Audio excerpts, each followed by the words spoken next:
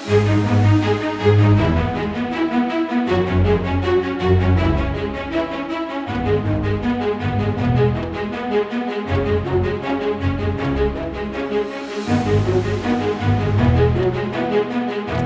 hi everybody. Again, I'm Mike Crockett. Welcome.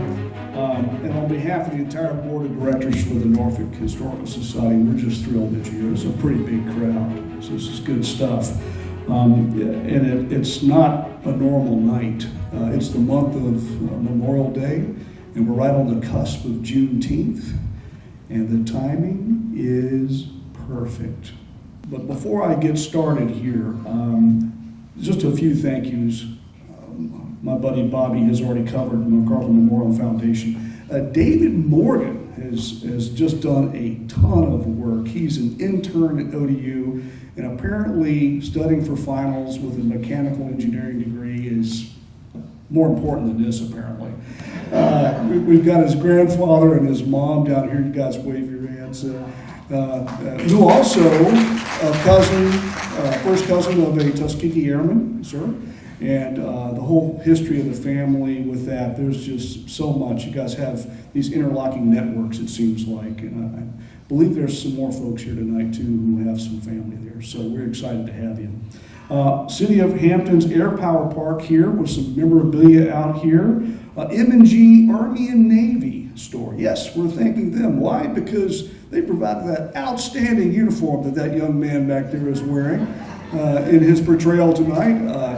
I think he looks top notch. He's looking great, and they were nice enough to donate that. So how cool is that? I'll introduce the participants as we go along. But before we begin, I want to recognize Mr. Thomas Newton. He is a 98-year-old documented original Tuskegee Airman. They keep referring to him as DOTA. That is apparently a title. I've learned quite a bit here in the last few months. And he could not make it tonight, but I thought, since he lives in Chesapeake and we're recording this, we could all kind of turn around right now, wave at that camera back there. I've already cued him. He couldn't make it tonight, but we're going to wave and thank you, DOTA Newton, for your service to our country. So we'll make sure he gets a copy or a link or whatever you do with this stuff. So, ladies and gentlemen, if you would please stand as you are able for the national anthem. As you're able. Thank you.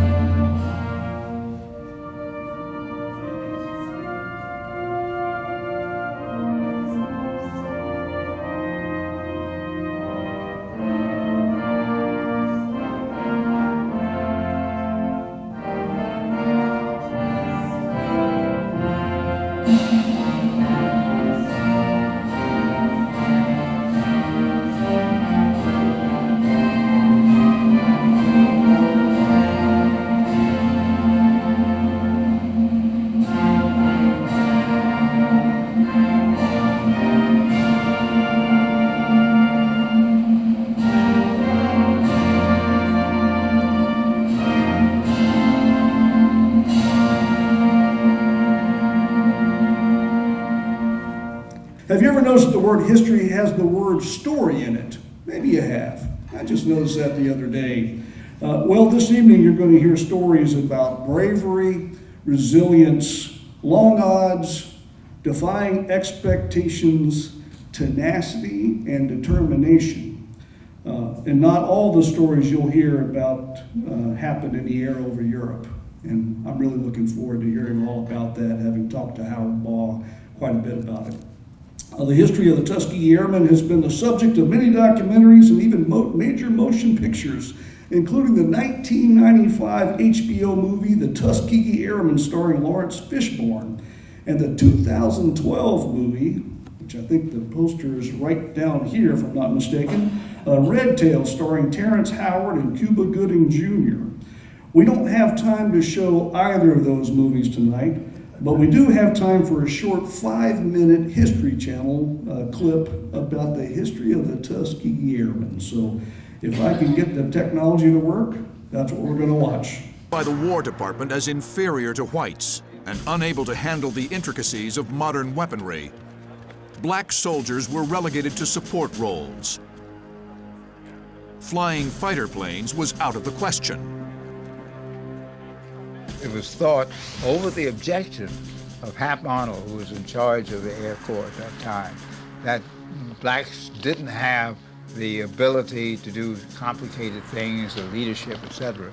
We knew that was wrong. Under pressure from the black press, the NAACP, and even his own wife, President Roosevelt relented in 1939 and ordered the civilian pilot training program to be open to black students who wished to become civilian pilots. In December of 1940, the War Department followed suit and appropriated $1 million to build a suitable base to train black airmen at the Tuskegee Institute in Alabama. They called the effort to train these men an experiment. The men bonded immediately, imbued with a sense of common purpose and racial pride.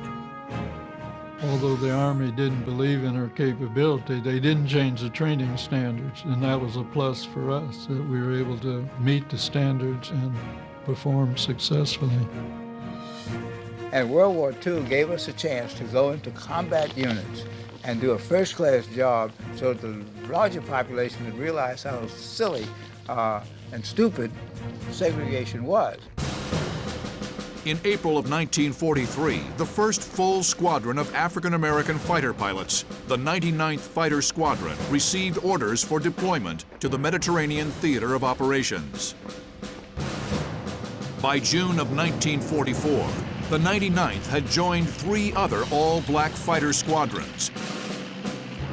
Together, they comprised the 332nd Fighter Group, known to history as the Tuskegee Airmen. The 332nd continued flying escort for bombers through the rest of the summer of 1944. Their reputation for disciplined and effective fighter escort grew. Stars and Stripes, which is a military newspaper that came out every day, would talk about our missions, and they would talk about the all-Negro 332nd Fighter Group and how they had protected the bombers and how we were doing such a great job in protecting the bombers. The 332nd flew mission after mission, protecting bombers of the 15th Air Force as they struck railroad bridges in northern Italy and oil refineries in Romania.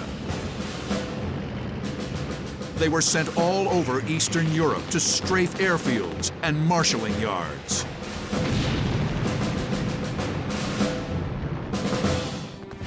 By war's end, the 332nd had downed 108 enemy aircraft,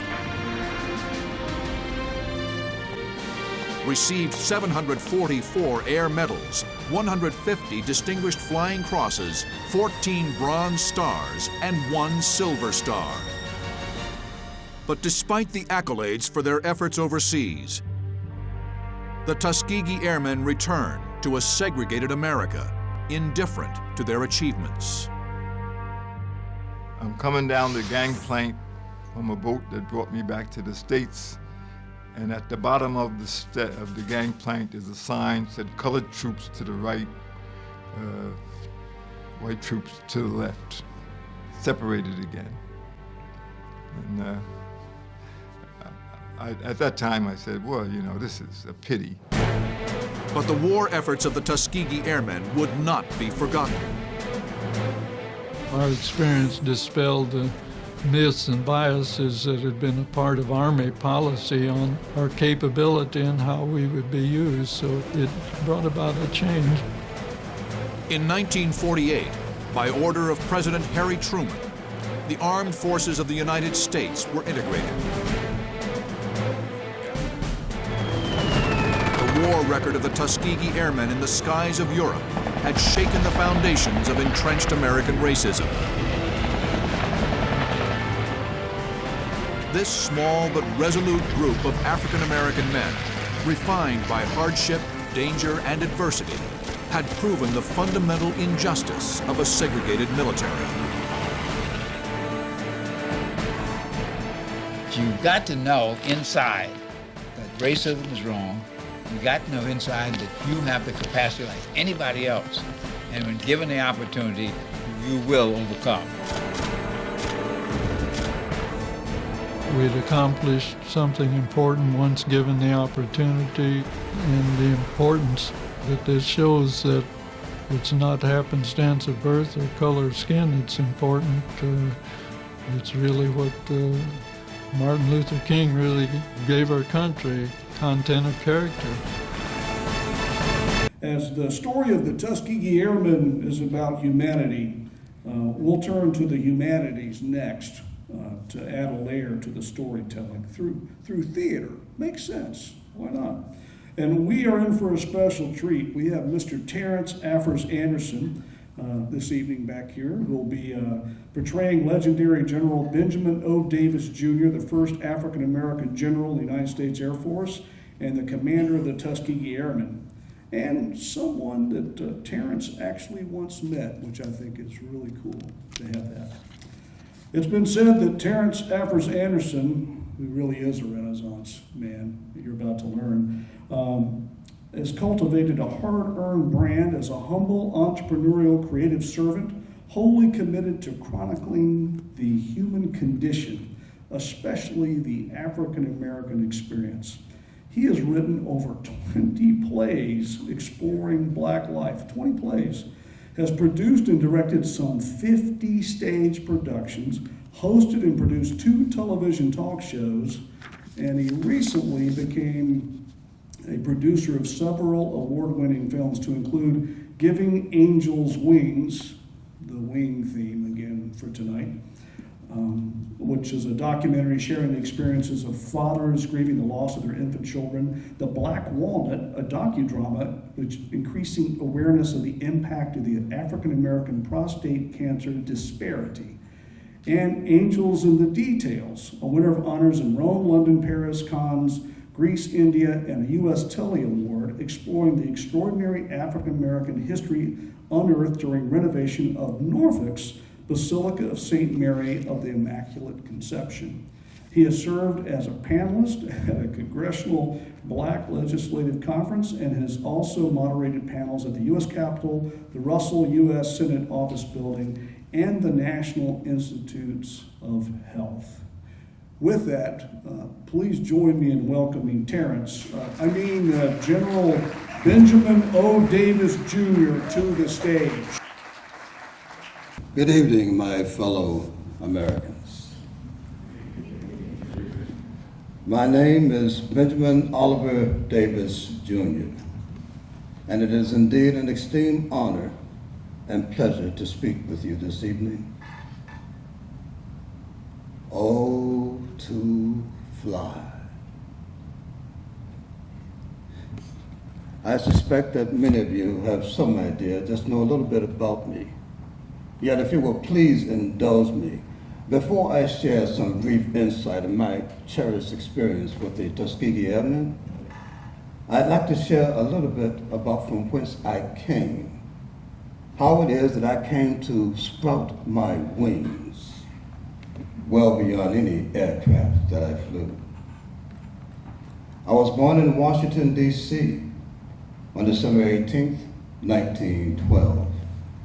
To Army Lieutenant Benjamin O. Davis Sr. and Elnora Dickerson Davis. I had 2 siblings. Unfortunately, after giving birth to the youngest, my mother gained her eternal wings. Years later, in the summer of 1926, at the tender, impressionable age of 13, I flew with a barnstorming pilot out of Washington's Bowling Airfield. If you're unaware, barnstorming is being a stunt pilot. And I guess it is there that my dream and my passion for flying was born. In 1932, I began another daring flight. I applied to and dared to apply and was accepted at the United States Military Academy at West Point. I was the only black cadet there at the time, and they silenced me. In my 4 years at West Point, I never had a roommate. I ate by myself, and they never spoke to me unless they had to do so in the line of duty. Still, I graduated 35th in a class of 276 cadets, the first African American to graduate from West Point since 1889. While a junior at West Point, I applied for the U.S. Army Air Corps, but was rejected.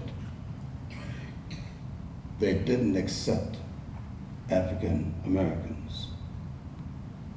After graduation, I was assigned to the all-black 24th Infantry Regiment, a Buffalo Soldier regiment, based at Fort Benning, Georgia. Later, in July of 1941, after Germany had invaded Poland and France and Great Britain had declared war, the administration of President Franklin Delano Roosevelt bowed under pressure to establish a black flying unit. I was a captain at that time, and it was established, and I was a captain to take charge of the first training class at the Tuskegee Army Airfield. Less than a year later, on March 6, 1942, I graduated.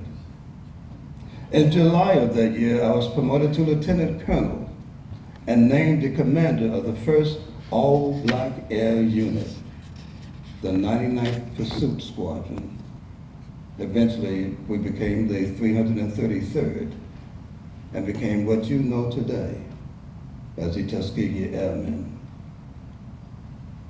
Sometimes, life demands courage and a capacity to endure beyond one's wildest imagination. You should know that every man in the Tuskegee Airmen went through his own private hell to earn his wings. And know this as well. They did not fly for themselves. Each of them carried on their own wings the hopes and dreams of an entire people, a people that many hoped would never fly, would never take flight. Flight of spirit, flight of heart, flight of mind, flight of soul. And many hoped that they would never take flight to freedom. As such, I did not tolerate failure from my men, not because they were incapable of such, but because we were all being watched. We were all being watched closely, and we were all being judged. We were being judged unfairly.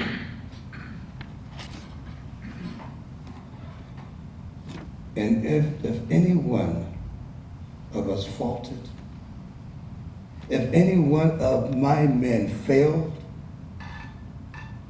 it was said that we all failed. I was brought up to believe that Americans were a decent people. with a sense of fair play. And yet, I asked myself the same question that I knew all of my brave, resolute, and greatly inspired men asked themselves. How do I feel about my country? How does my country feel about me? I told my men that the answer to that question was not given. It was earned. It is earned in the air. It is earned in combat. It is earned in the stringent discipline that is required in every mission that they would fly. In doing so, they'll have an opportunity to answer those questions. They flew as escorts. They escorted and protected American bombers, and they brought every one of them home. We never lost a single bomber. And though I lost some of my men, we never failed.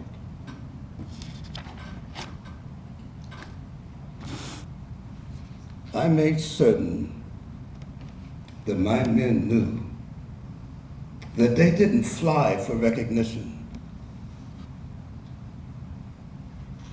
They didn't fly for approval. They flew as proud Americans, proud officers in the United States Army Air Corps. I made sure that they understood that the P-51 Mustangs and the other aircraft that they flew not only gave their bodies flight, but it also gave flight to an entire people.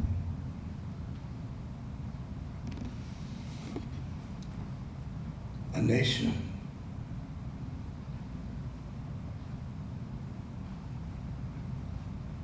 Oh, to fly.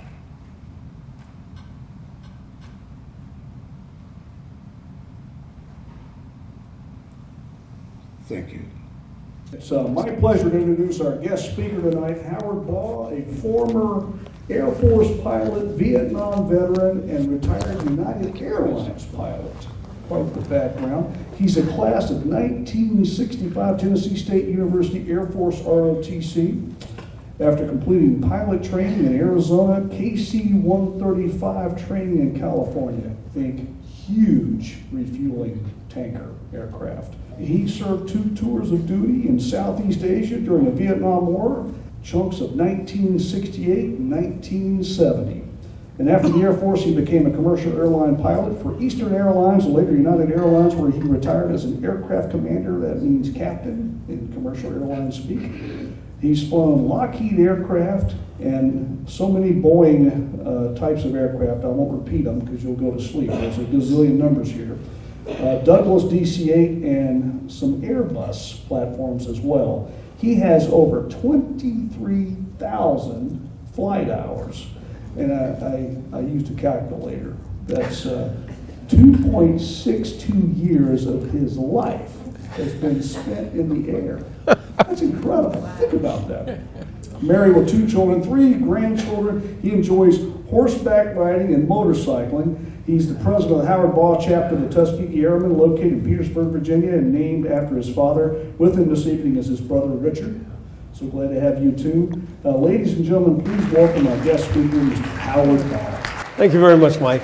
And thank you all for being here. First of all, I'm not a speaker. I'm an old albatross. A long time ago in a land far away, United States, I was a pilot. I'm going to tell you a little bit about me. I graduated high school at age 17 in Nashville, Tennessee. I was a military dependent. My father was an officer in the Air Force. And he took us all over the place. I went 4 different high schools in 4 years. I'm in 2 high school reunion groups, and people say, "Oh, you poor thing, you have no roots." It was a wonderful, amazing life. You know, you look at your watch and say, "Hey, we've been here 2 years now. Isn't it time to go somewhere? Meet new people, new environs, new places." I went to 3rd and 4th grade on the island of Kwajalein. I went through 9th, 10th, and 11th at Clark Air Force Base in the Philippines. When I graduated from my school at age 17, I had no idea what I wanted to do. I had a scholarship to Tennessee State University, and I thought I wanted to be a dentist because my dentist was a really cool guy and he had a brand new Corvette. And I said, if I can become a dentist, I can get a Corvette.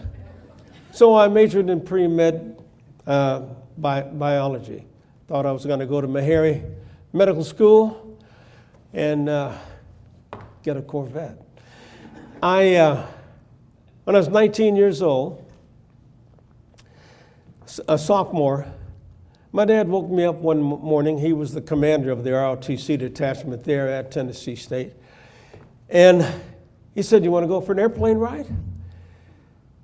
He was supposed to take 2 senior cadets up for a motivational flight in a single-engine T-33 jet trainer, 2-seat, one behind the other. He said, "One of the guys called in sick, and you're legal because you're in ROTC. You want to go for a ride?" Saturday morning, why not? So we get out to Seward Air Force Base after he gave me a brief that I fell asleep in. He took the senior cadet up for about an hour and a half and then came back and my turn. Off we go into the wild blue yonder. He wrung me out. He could not see me, but he could hear me with my face in the bag. And he did acro, aileron rolls, barrel rolls, loops. He wore me out and he said, after he heard a gag, he said, "You know, I'm reading. I can fly this thing straight and level for a while." I said, "You get paid for this?" The 2 most important days of your life, the day you're born and the day you figure out why. That was on a Saturday morning. On Monday morning, I changed my major to psychology only because I lost less credits. I did graduate on time after a few bouts of summer school, but I read everything I could possibly find about flying. When I graduated, my father commissioned me as a 2nd lieutenant off. I went to Williams Air Force Base near Phoenix, Arizona for a year. When I left, though, he told me, he said, "Your check rides are going to be more severe, more intense than your classmates. Just a heads up, a fair warning." I went out to Williams Air Force Base, was sitting around the table, all of us, all 30 students. The instructor wanted to know, "Why are you here? How did you get interested in flying?" So I told him about my dad taking me up in a T-33, and he said, wait. Your dad is a Tuskegee Airman? This is in 1965. This is the first time I heard the term. I said, "Well, he went to Tuskegee, and he was indeed an airman." I knew there was one instance while I was in pilot training. I failed a check ride when I was in a T-38 with a 93. The check ride went real well, I thought, and the instructor pilot is going down the checklist, filling out and scoring everything I did. When we get back in the debriefing, he asked me also, "How'd you get interested in flying?" I said, "Well, my dad's a Tuskegee Airman." And he said, "Wait, what?" He said, "I thought all those boys were colored." I said, "Well, yeah, I'm African American. My dad." He says, "I thought you were from the islands." Well, I got a cousin lived on Long Island, and I've been to Manhattan. Meanwhile, I get back to the classroom, and my instructor asked me, how'd you do? I said, I think I did fairly well. Well, the orderly came down with the paperwork. I did score 93. He failed me for safety. My instructor grabbed the paperwork, went down to the check office. And when he came back, I could see on his face that he was devastated. He said, you got robbed. He said, they shouldn't be here. Coloreds should not be flying airplanes. I flew in the Air Force for 5 years, 5 months, and 20 days. Then my dad told me, you got an opportunity that I did not have. He tried to get on with the airlines in the late 50s and early 60s, saying that he was always turned down because of the color of his skin. And he said, I had a chance. He said, if I wanted to make it in the Air Force, I was going to have to get out of the cockpit. If I wanted to stay in the cockpit, I was going to have to get out of the Air Force. I was fortunate enough in 1971 to get on with Eastern Airlines. While at Eastern Airlines, I had a wonderful opportunity. I met a flight attendant and married her. I was based in Chicago. They called us the Chocolate Ken and Barbie of Eastern Airlines. This September, we will have been married 50 years. Kind of breaks the odds. I flew airplanes for 42 years. Never really worked a day in my life. My career stands on the wings of the Tuskegee Airmen. This is a statue of my dad, a maquette. There's a life-size statue at the Black History Museum in Richmond. As soon as you walk in, he greets you. If you get a chance, go to the Black History Museum on Lee Street in Richmond. The Tuskegee Airmen, there was a lot of pushback. And before World War II, there were 4 black officers. Reason being, they couldn't have black officers giving orders to white troops. So there's only 4. In 1925, though, because of a lot of pressure from the NAACP and the black press, they decided to do a study to see how to best use the Negro in the military. This is a study by the War College. Said that we were cowardice, superstition, would run at the very first sign of danger. Must not have known about the Buffalo Soldiers. This was a 1925 report.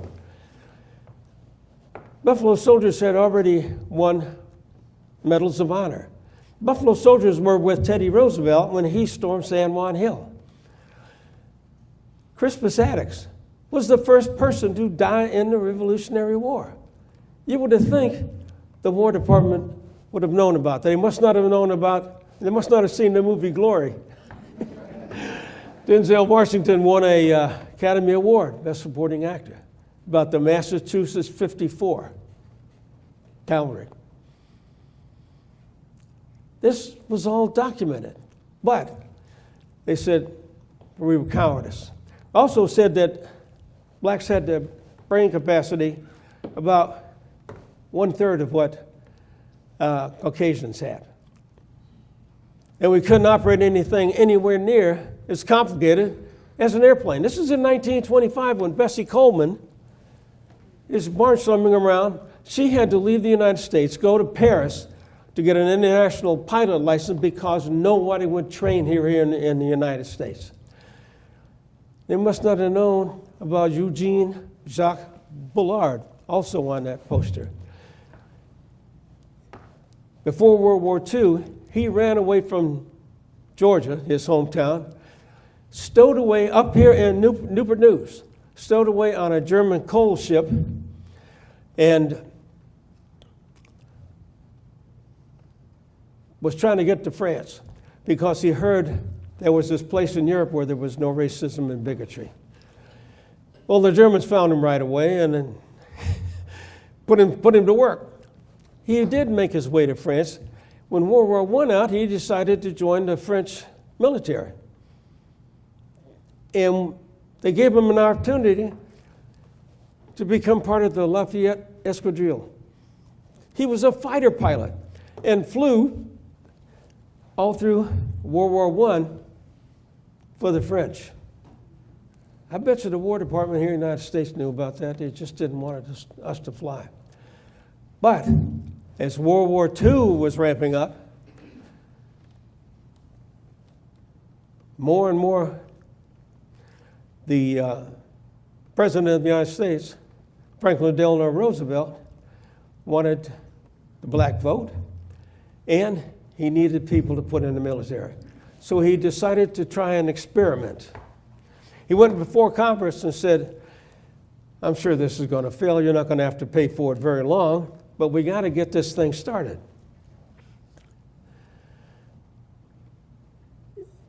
It was expected to fail. It did not fail. In fact, they had a very low washout rate. Only 20 people per class washed out failed. On the white training basis, 40 was the washout rate. So 20 people started in my dad's class. These four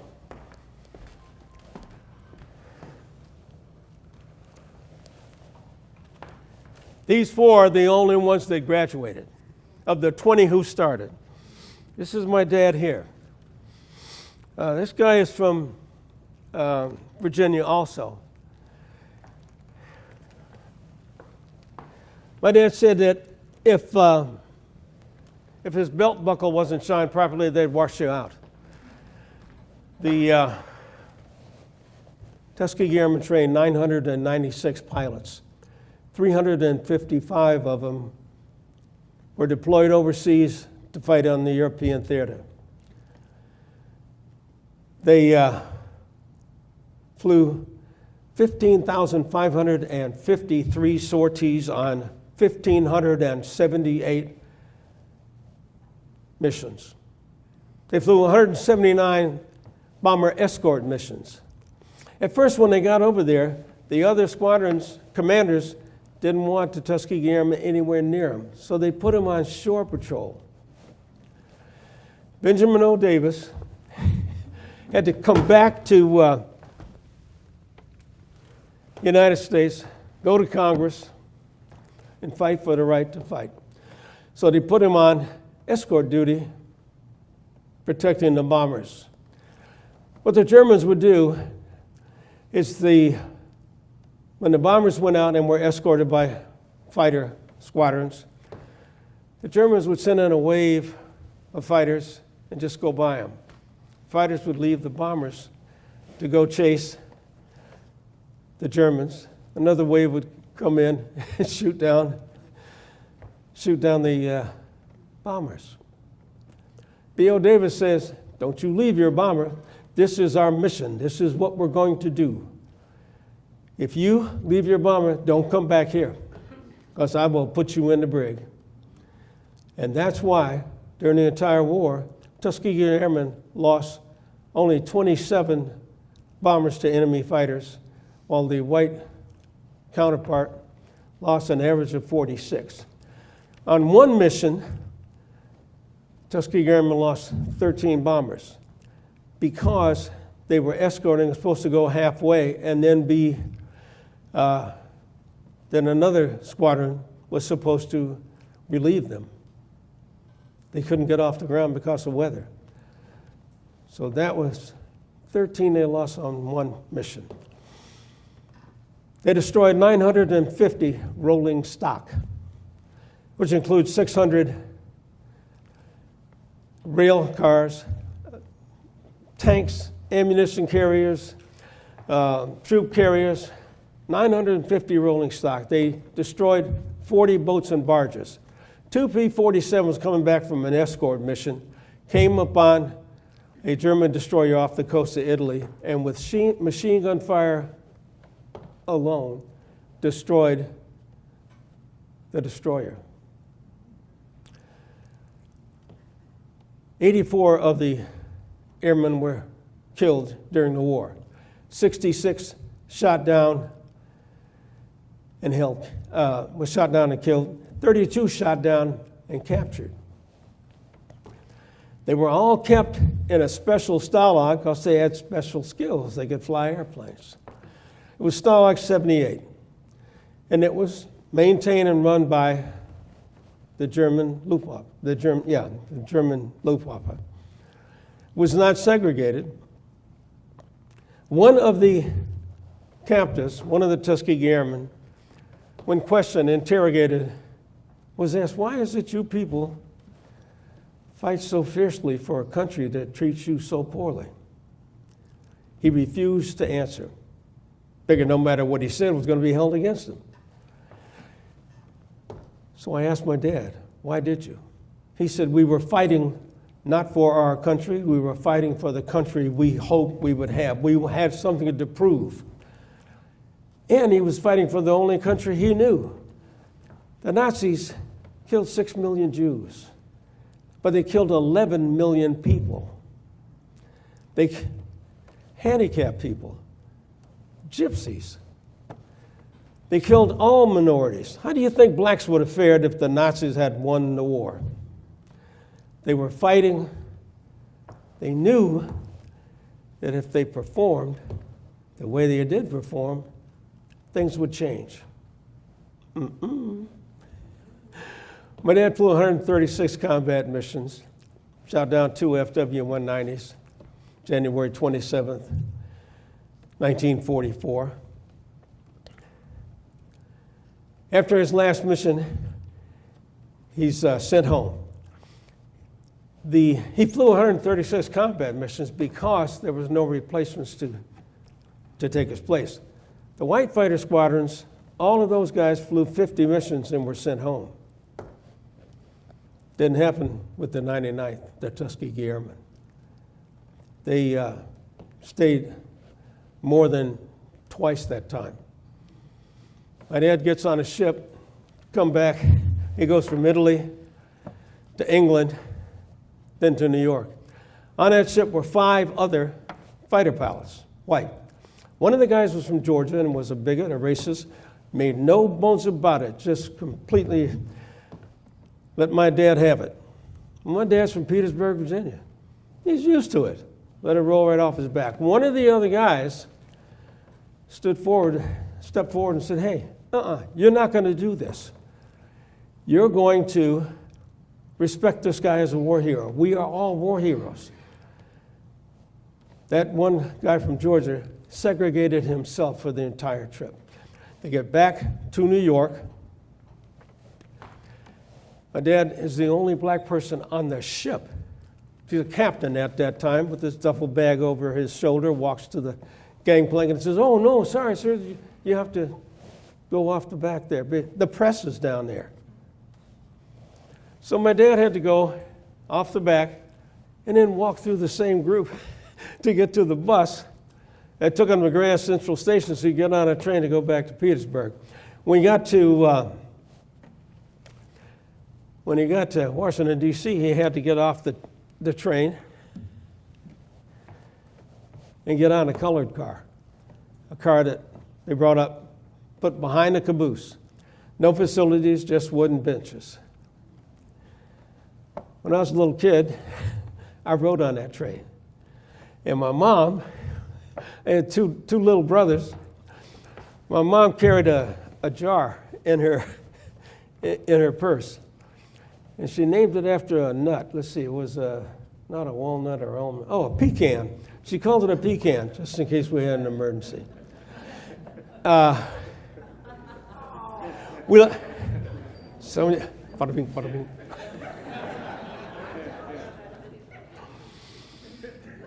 Tuskegee Airmen won a few awards over there. Already mentioned Silver Star, Red Star of Yugoslavia.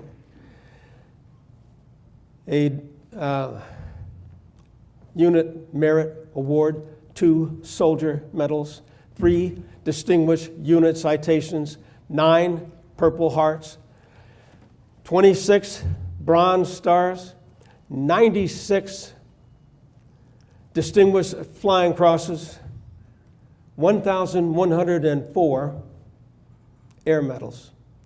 This from a group that was expected to fail. No Congressional Medals of Honor. Well deserved, but there was an unwritten rule.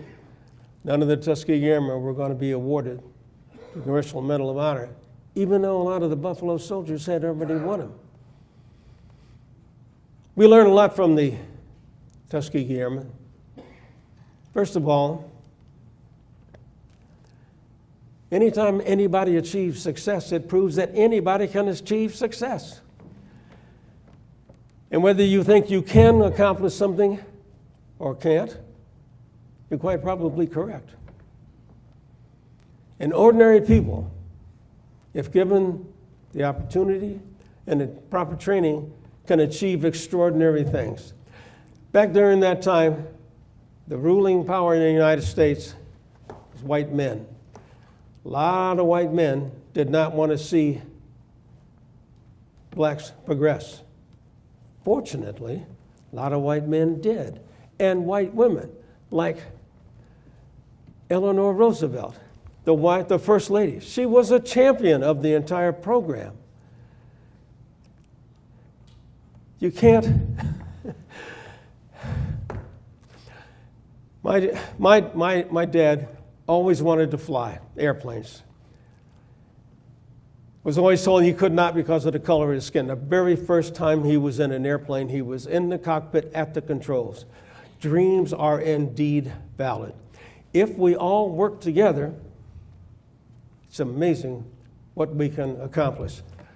Is Washington, D.C. listening to this? If we can. Life is a team sport. The better team player you are, the better your life's going to be. My dad was the greatest person I think I've ever known in my life. And he gave all of the credit to who he was to my mom, to his wife. They were an amazing team. My brothers and I have always said how fortunate we were to have been born into that family. When I was in the 6th grade, I was the only black kid in the class.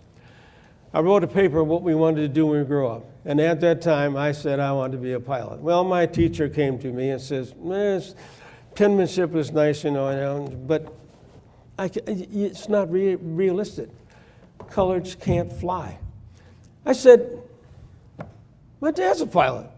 This is at McClellan Air Force Base in Sacramento, California. He said, just because your father is in the Air Force doesn't mean he's a pilot. I seen him get in the airplane and fly. And she laughed and she said, you're mistaken. Well, I did not tell my parents because my mom would have lit her up. But what I did, I brought my dad on career day in his flight suit with his helmet, and he did his presentation there. A lot of parents were there. I watched my teacher. I don't think she believed a word of what he was saying. And she wasn't a nasty, mean, hateful person. It was the culture of the time. She just didn't know. And I'm jumping around. I never do the same thing the same way. Am I out of time yet? Oh, I got 4 minutes. Back in either 99, I think 1999, I'm in a high school reunion group from the Philippines, Clark Air Force Base. And the reunion was at Virginia Beach. And my dad was in Petersburg. Hey, come on and join us. So anyway, a lot of people knew that my dad was a fighter pilot in World War II, flew combat support in Korea. This one lady came to me and said that her father wanted to talk to my father. Oh, okay. So she calls him, hands Dad the phone. The guy was a B-17 pilot in World War II. He was on a mission. B-17 has 4 engines. One of his engines quit. He couldn't keep up. He had to turn around and come back, go back home. So now he's unescorted, unprotected, with 3 of the 4 engines running, trying to get back to his base. As they're flying, they see 4 Me-109s up high. Oh boy, here they come. So the Messerschmitts line up behind him and are coming. And he said he's sitting there praying, tightening the straps on his parachute, knowing darn well he's going to get shot down. All of a sudden, the rear gunner says, "They're breaking off. They're leaving." And at that time, 2 red-tailed P-51s came by the wing. He said he didn't see them coming because he was worried about, well, he said he was looking at the ground, someplace where he was going to jump. The 2 fighters shot down 2 of the Messerschmitts, let the other 2 go so they could come back and escort the B-17. He said they pulled up on their wing, pulled the mask off. He could see their black faces. He was from Kansas City. He said, if I saw either one of these guys on the street, I would have ignored them completely. I would have never. He said it changed his life completely. There's hundreds of stories like that. We have a website. There's tons of stuff like the film you saw. There's a lot of stuff like that. A lot of this stuff was not recorded. That's why there's so many differences. The film has a different number of sorties and airplanes and stuff than what I have researched. It has been an amazing, since I retired 22 years ago, good grief. I flew airplanes because the Tuskegee Airmen were such a tremendous success. I'm going to open it up to questions in a little bit, and I'm going to hang around too. I was given 30 minutes to do this. I could talk for 4 hours about it. There's so many stories, and I can't remember them all.